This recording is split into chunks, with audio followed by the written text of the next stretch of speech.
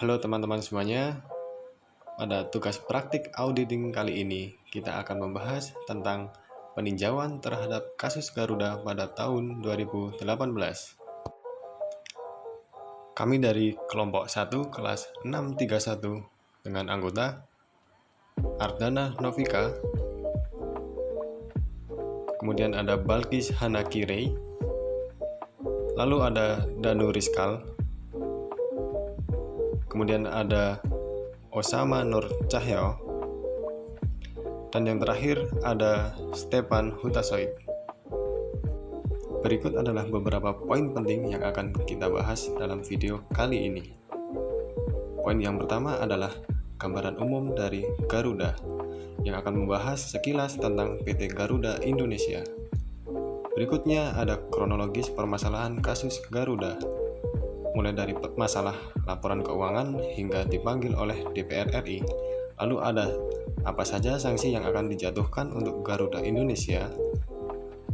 Kemudian tinjauan dari beberapa aspek seperti akuntansi dan juga audit. Kemudian yang terakhir akan kita berikan kesimpulan dari uraian kasus Garuda Indonesia. Selanjutnya, kami akan menjelaskan terkait gambaran umum dari Garuda Indonesia. Di sini akan terdapat 5 poin terkait gambaran umum dari Garuda Indonesia. Poin pertama adalah, kapan Garuda Indonesia berdiri?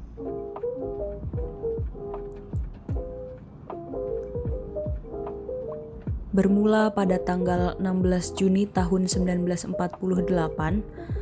Presiden pertama Republik Indonesia, Insinyur Soekarno, memberikan idenya di depan sejumlah pemuka pedagang Aceh untuk membeli pesawat DC-3 atau Dakota dalam rangka melanjutkan dan meningkatkan revolusi kemerdekaan melawan Belanda.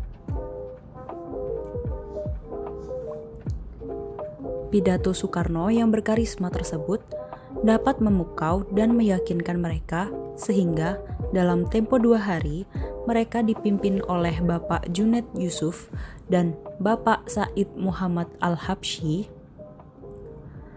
berhasil mengumpulkan uang sebanyak 130.000 straight dollar dan 20 kg emas.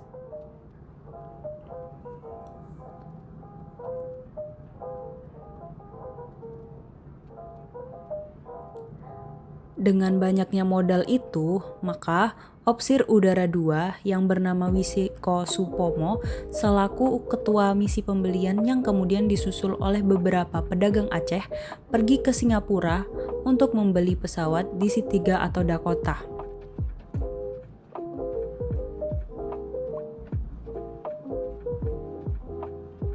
Lalu, pada akhir Oktober tahun 1948, pesawat tersebut dibawalah ke Indonesia dan ditempatkan di Maguwo, Yogyakarta. Dan pesawat tersebut kemudian diberi nama RI-001 Seulawah atau berarti Gunung Emas, yang mana diambil dari nama sebuah gunung di Aceh sebagai ucapan terima kasih kepada rakyat Aceh.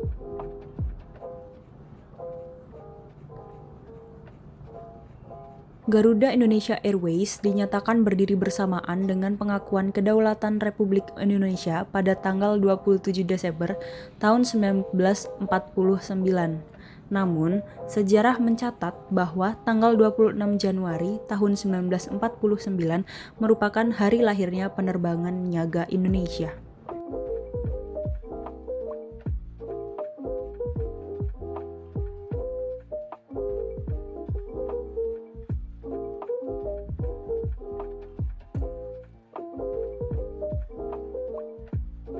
Poin yang kedua, bagaimana perkembangan Garuda Indonesia?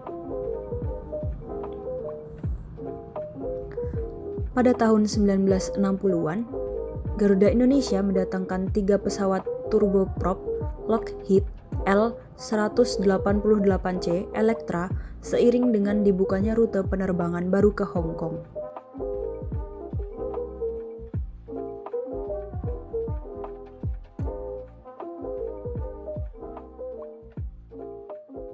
Kemudian seiring beberapa tahun kemudian,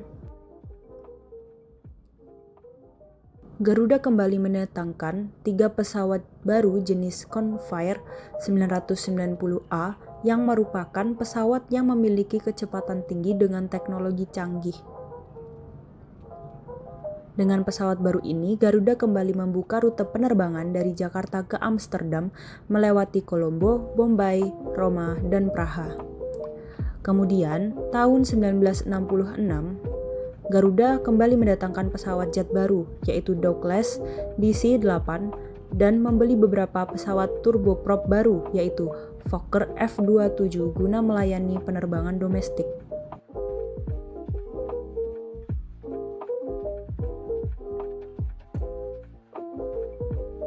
Pada awal tahun 1970-an, Garuda kembali memperkuat armadanya dengan membeli beberapa jenis narrow body jet, yaitu McDonnell Douglas DC-9 dan Fokker F-28, serta pesawat jenis turboprop Fokker F-27 guna mendukung penerbangan domestik.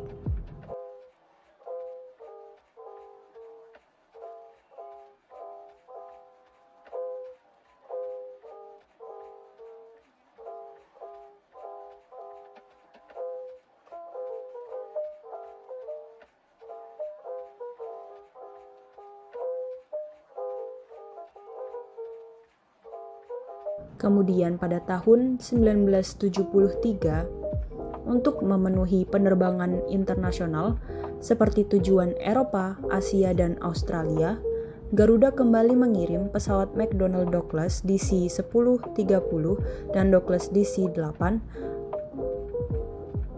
Dan untuk penerbangan Eropa dan ke Amerika, Garuda mengoperasikan Boeing 747-2U-3B barunya. Pada tahun 2011, Garuda mulai mencatatkan sahamnya di Bursa Efek Indonesia sejak tanggal 11 Februari tahun 2011. Selain itu, Garuda juga menjadi sponsor dalam pagelaran SEA Games 2011 yang digelar di Jakarta dan Palembang. Dan tahun 2012, Garuda juga menjalin kerjasama dengan salah satu klub sepak bola Inggris, Liverpool FC, sebagai partner resmi Liverpool FC dan partner maskapai penerbangan global resmi Liverpool FC.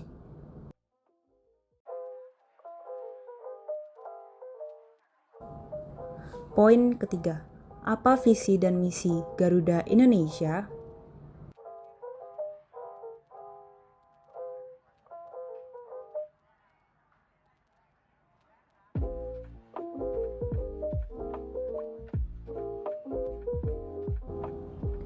Visi dari Garuda Indonesia yaitu menjadi perusahaan penerbangan yang handal dengan menawarkan layanan yang berkualitas kepada masyarakat dunia menggunakan keramahan Indonesia.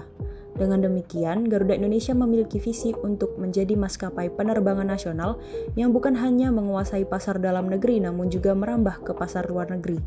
Visi ini telah diwujudkan oleh Garuda Indonesia dengan cara perusahaan melakukan ekspansi bisnis ke luar negeri melalui dibukanya banyak destinasi penerbangan baru di berbagai negara benua Eropa, Asia, maupun Australia.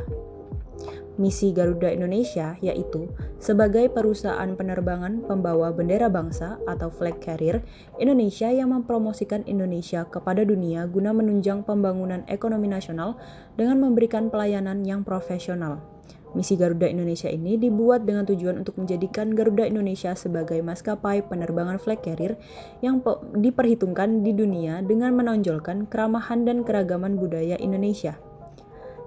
Cara yang dilakukan oleh Garuda Indonesia dalam misinya ini yaitu dengan mengimplementasikan strategi yang tepat untuk selalu berhasil membukukan keuntungan dengan cara operating profit margin yang lebih baik dari rata-rata industri, sekaligus mempertahankan reputasi yang baik, terpandang, dan disegani. Poin keempat, bagaimana budaya yang ada pada perusahaan Garuda Indonesia?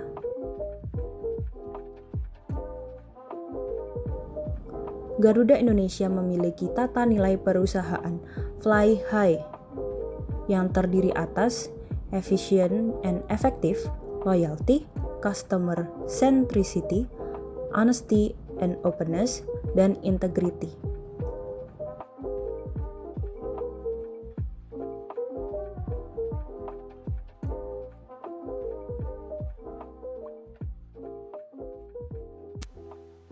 Di sini kita akan membahas tentang kronologis kasus laporan keuangan PT Garuda Indonesia Tbk tahun 2018. Secara garis besar, kronologis kasus Garuda Indonesia yang terjadi pada tahun 2019 adalah sebagai berikut.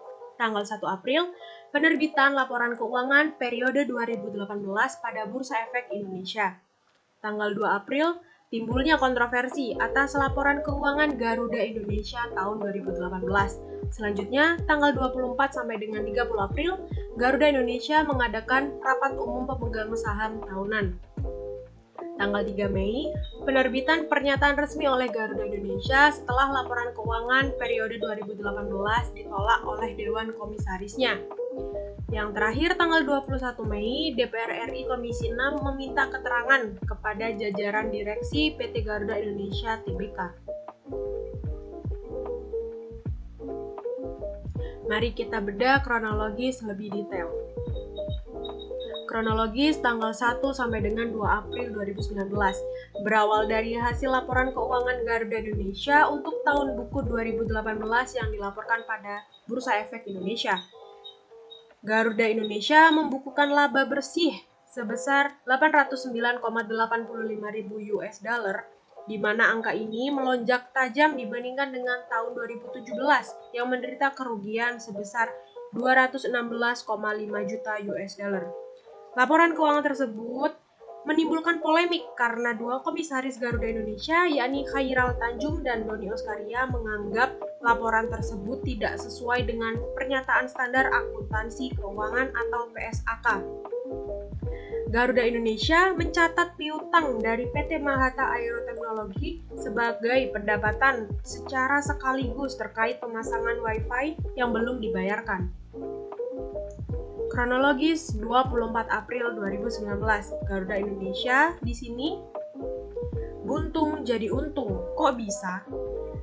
PT Garuda Indonesia Tbk mengadakan rapat umum pemegang saham tahunan dengan agenda untuk mengesahkan laporan keuangan tahun 2018. Dalam rapat tersebut, dua komisaris Garuda, yakni Khairal Tanjung dan Doni Oskaria, menyampaikan keberatan. Mereka berpendapat angka transaksi dengan Mahata yang diakui sebagai pendapatan terlalu signifikan dan tidak masuk akal. Sebenarnya, perusahaan masih merugi jika pendapatan tersebut tidak dicantumkan sebagai pendapatan. Kemudian kronologis tanggal 30 April 2019. Bursa Efek Indonesia memanggil jajaran direksi Garuda Indonesia terkait kisruh laporan keuangan tersebut. Pertemuan juga dilakukan bersama auditor yang memeriksa keuangan Garuda Indonesia, yakni KAP Tanubrata, Sutanto Fahmi, Bambang, dan rekan. Di saat yang sama, Menteri Keuangan Ibu Sri Mulyani Indrawati mengaku belum bisa menetapkan sanksi kepada kantor akuntan publik Tanubrata, Sutanto Fahmi, Bambang, dan rekan dan masih melakukan analisis lebih lanjut terkait laporan dari pihak auditor. Kemudian kronologis kasus 2 sampai dengan 3 Mei 2019. Pada 2 Mei 2019, OJK meminta kepada Bursa Efek Indonesia untuk melakukan verifikasi terhadap kebenaran pendapat mengenai pengakuan pendapatan dalam laporan keuangan Garuda 2018. Selanjutnya, tanggal 3 Mei 2019, Garuda Indonesia mengeluarkan pernyataan resmi setelah laporan keuangannya ditolak oleh dua komisarisnya. Garuda sendiri tidak akan melakukan audit ulang terkait laporan keuangan 2018 yang tidak dinilai sesuai karena memasukkan keuntungan dari PT Mahata Aero Teknologi.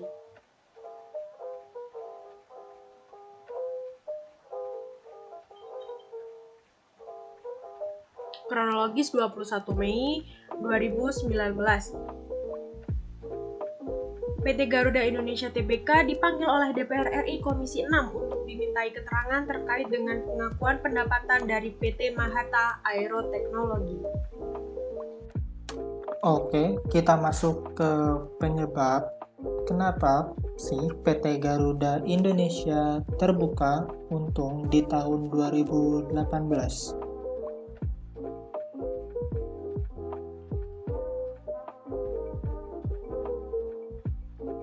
PT Garuda Indonesia Terbuka mendapatkan laba bersih di tahun 2018 sebesar 809,85 ribu US dollar.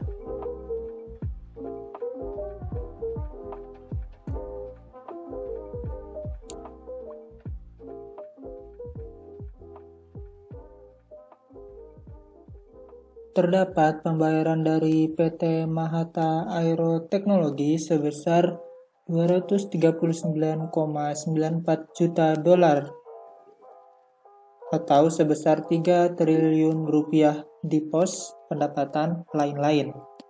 Dengan rincian, yang pertama terdapat hak pemasangan layanan konektivitas atau Wi-Fi di 153 pesawat Garuda sebesar 131,94 juta dolar. Lalu yang kedua ada hak pengelolaan layanan hiburan dan manajemen konten di 99 pesawat Garuda sebesar 80 juta US dollar. Lalu ada bagi hasil dari PT Sriwijaya Air sebesar 28 juta US dollar.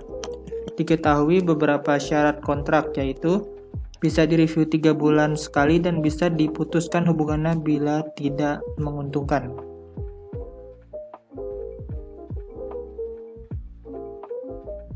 Siapakah PT Mahata Aero Teknologi?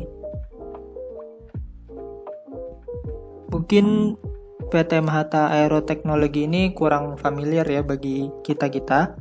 Tapi siapakah mereka? Mahata Aero Teknologi adalah sebuah perusahaan rintisan startup penyedia teknologi Wi-Fi onboard. Perusahaan ini didirikan oleh M. Fitriansyah atau akrab disapa dengan Tammy.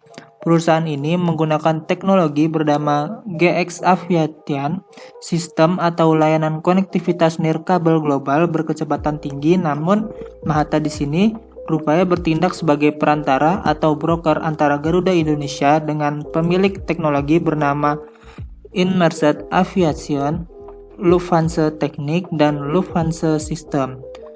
Ketika ditelusuri laman web resmi dari Mahata Aero Teknologi, link terampir, ternyata website tersebut tidak bisa. Lalu kita ke kejanggalan laporan keuangan perusahaan Garuda Indonesia Terbuka tahun 2018.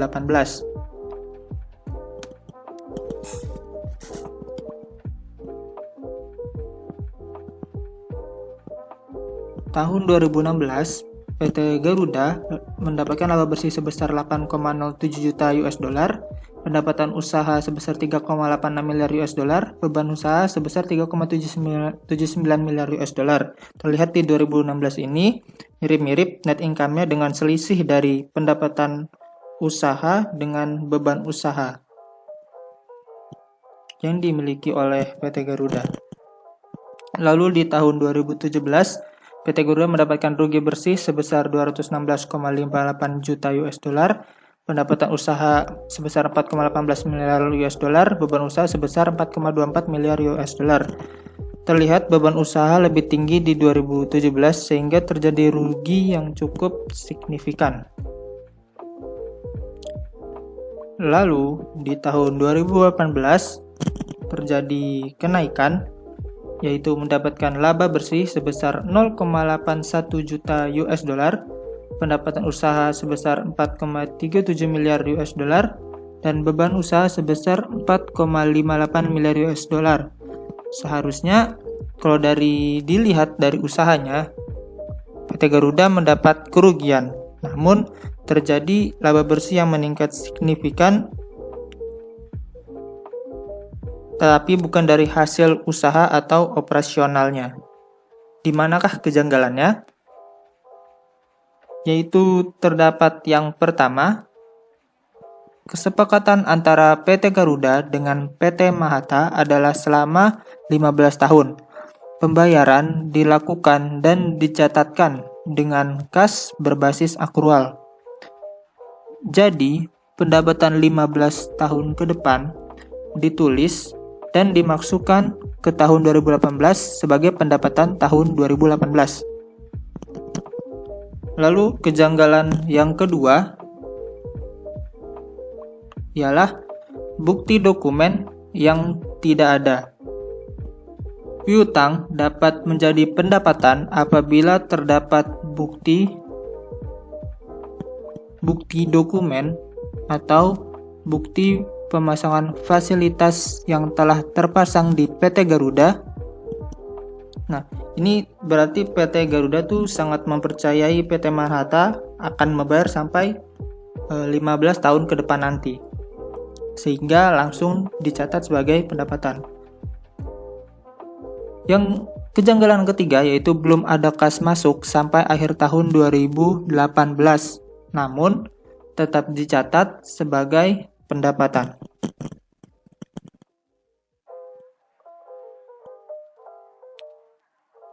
Kita masuk ke kejanggalan yang keempat, yaitu insentif sebesar 28 juta US dollar kepada PT Garuda seharusnya yang ditulis pada pendapatan pos lain-lain adalah PT Manhattan.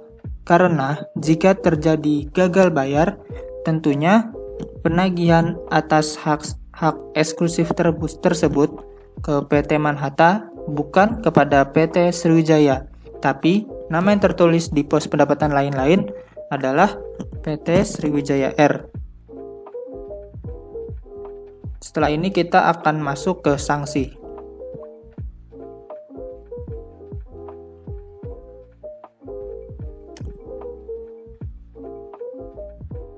Selanjutnya kita akan membahas sanksi yang diberikan kepada Garuda Indonesia. Pada tanggal 14 Juni 2019, Kementerian Keuangan telah menyelesaikan pemeriksaan terhadap KAP Tanubrata Sutanto Fahmi Bambang dan rekan terkait laporan keuangan tahun 2018 milik Garuda Indonesia. Berdasarkan hasil pemeriksaan, dapat disimpulkan adanya dugaan audit yang tidak sesuai dengan standar akuntansi.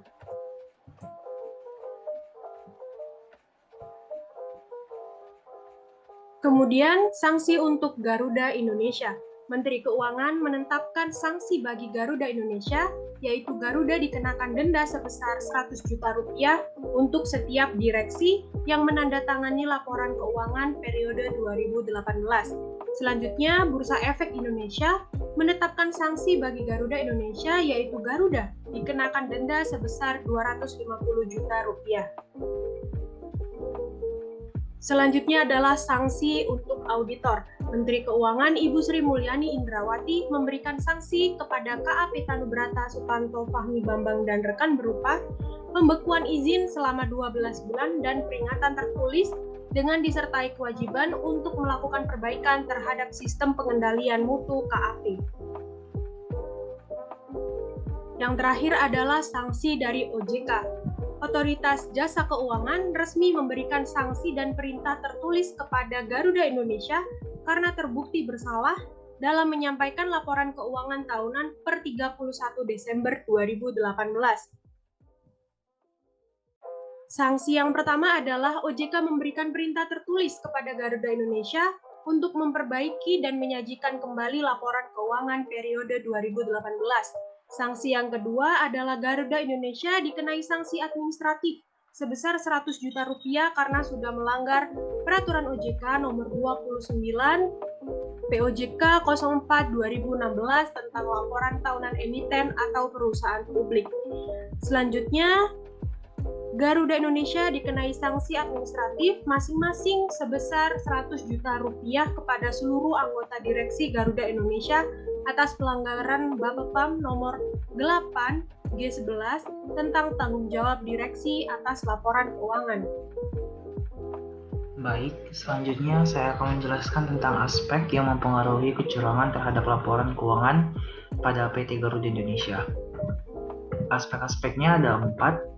Ada aspek controlling yang pertama, yang kedua yaitu adanya aspek hukum, yang ketiga ada aspek akuntansi, yang keempat ada aspek audit. Nah, yang pertama yaitu aspek controlling atau pengendalian.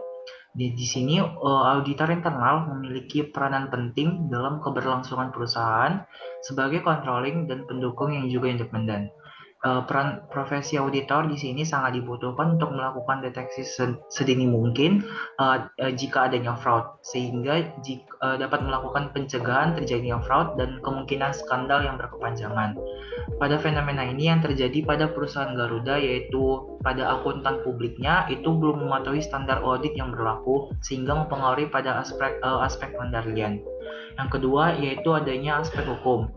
Dilihat dari segi aspek hukum, beberapa pelaku pelanggaran seperti akuntan publik, direksi dan juga Dewan Komisaris PT Garuda Indonesia dan juga PT Garuda Indonesia sendiri melanggar beberapa peraturan atau hukum seperti adanya pasal 69 Undang-Undang Nomor 8 Tahun 1995 tentang pasar modal. Yang kedua yaitu PSAK 30 tentang sewa. Yang ketiga adanya standar audit 500, 560, dan 700 SPAP tentang bukti audit, peristiwa kemudian, dan perumusan suatu opini. Yang ketiga yaitu peraturan OJK nomor 29/PJOK.04/2016 tentang laporan tahunan emiten. Kemudian yaitu aspek akuntansi. Di sini diketahui bahwa kesepakatan selama 15 tahun antara PT Garuda dan PT Mahata. 15 tahun tersebut dibayarkan dan dicatatkan secara basis akrual. Jadi tahun-tahun yang akan mendatang, kontrak PT Garuda dan PT Mahata tersebut ditulis atau dimasukkan pada tahun 2018 sebagai pendapatan. Nah, di sini kalau jika 15 tahun tersebut berarti adanya kepercayaan PT Garuda terhadap PT Mahata, sehingga PT Garuda langsung mencatatkan 15 tahun tersebut langsung di tahun 2018. Sedangkan kepercayaan PT Garuda terhadap PT Mahata ini diragukan karena website PT Mahata yang masih tertera di jual publik. Selain itu, kas yang belum masuk terutama pada pos-pos pendapatan yang lain di tahun 2018 ke kuartal pertama tahun 2019 angkanya masih tertera sama dan belum ada pengurangan. Selanjutnya yaitu di aspek audit. Nah, di aspek audit tersebut adanya laba bersih sebesar 0,81 juta pada tahun 2018 yang seharusnya rugi bersih pada laporan keuangan Garuda. Selanjutnya audit bukti dokumen sebagai bukti pemasangan fasilitas dan sebagainya yang sudah terpasang di Garuda atau di pihak Sriwijaya tidak ada. Hal ini menentang adanya aspek terutama aspek eksistensi, yaitu keberadaan suatu dokumen. Kemudian adanya selain itu adanya insentif sebesar 28 juta dolar kepada PT Garuda. Seharusnya PT Mahata itu membayar 30 juta dolar ke Sriwijaya Air, tetapi kemudian PT Sriwijaya yang diminta insentif kepada PT Garuda. Seharusnya pendapatan tersebut ditulis atas nama PT Mahata, karena apabila jika ada gagal bayar maka akan ditagihkan langsung pada PT Mahata. Yang terakhir adalah kesimpulan. Laporan keuangan Garuda yang seharusnya mendapati rugi bersih tahun 2018 berubah menjadi keuntungan atau laba bersih akibat adanya kontribusi dari Mahata Aero Teknologi. Dan bahkan pengakuan pendapatan yang seharusnya diakui dalam jangka waktu 15 tahun oleh Garuda diakui satu kali di 2018. Atas kasus tersebut, Garuda dijatuhi sanksi berupa denda, dan untuk auditor sanksinya berupa pembukuan izin selama 12 bulan. Dari permasalahan ini, dari sudut pandang akuntansi, terdapat pelanggaran terhadap pengakuan pendapatan akrual atas kontrak perjanjian. Dari sisi audit, tidak adanya bukti dokumen atas instalasi fasilitas yang sudah terpasang di Garuda menjadi sebuah tanda besar. Selain itu, insentif yang seharusnya dituliskan atas nama PT Mahata oleh Garuda dituliskan sebagai PT Sriwijaya. Jadi seperti itu pembahasan dari kami atas kasus maskapai penerbangan plat merah Garuda Indonesia. Terima kasih sudah menyimak video ini dan sampai jumpa.